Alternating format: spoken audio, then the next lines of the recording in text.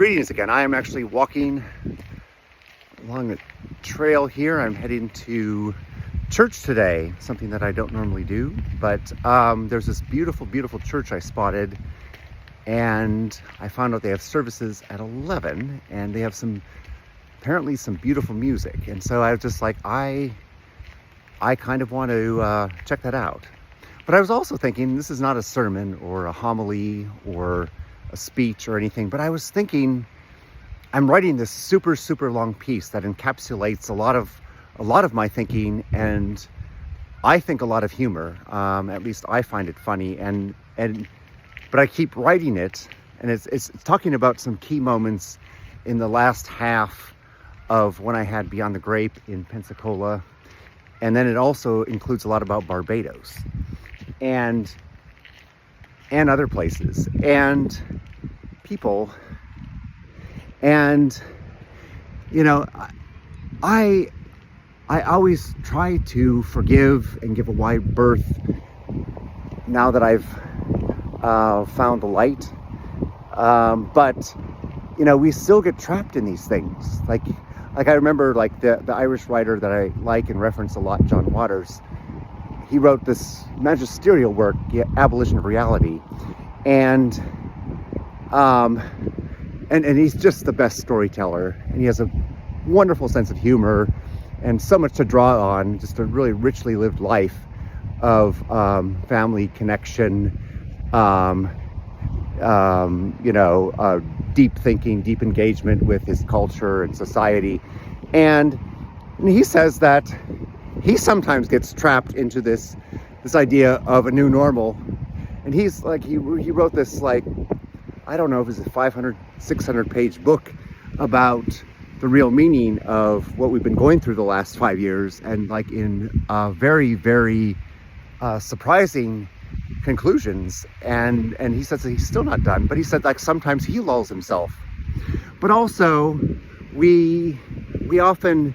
what we do often in this world is we try to dismiss people just based on one little incident, or we try to label people.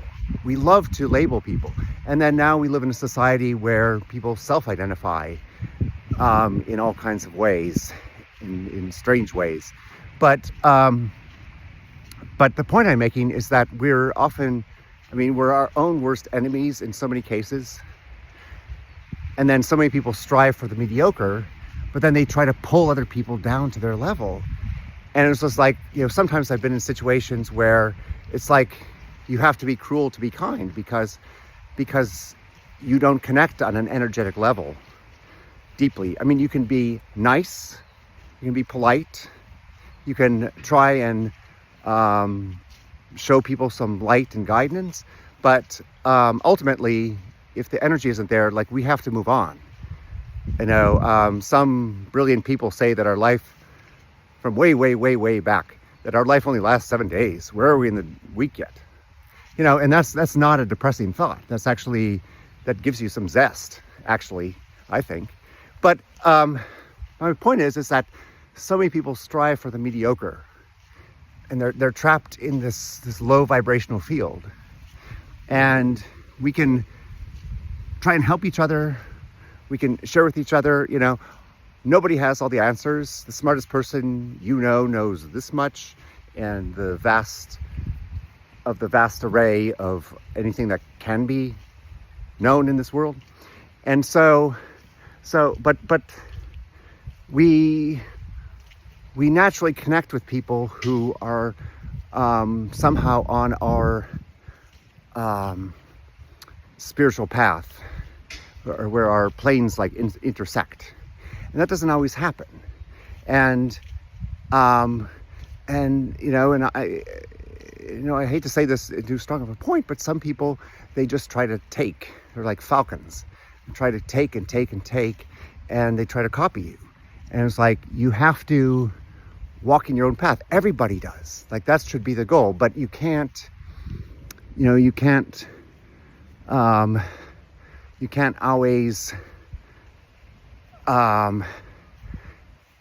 you can't force anybody to take a drink, right? I mean, that was not a good metaphor, but into like deeper waters, or to see the deeper treasures. And it's like, and then you sound like a lunatic because you sound like, oh, you're being arrogant and condescending and da da da da da, la la la. But no, but like minds connect, like energies connect, and we all try to lift each other up. But you know, we can't spend the rest of our lives trying to save people when we have to save ourselves, those people closest to us and those people we connect with deeply. Rambling thoughts. I don't know what you think, but there might have been something good in there. I may have tailed off into some unthoughtful direction, but that was on my mind today as I go to church. Maybe I'll have a different perspective after I go to church and hear this lovely music. This gentleman told me that they have a great music program, and it looks like it's beautiful. So I want to see the inside and maybe catch some other spirits. But thank you for listening, and we'll talk again soon. Okay, take care.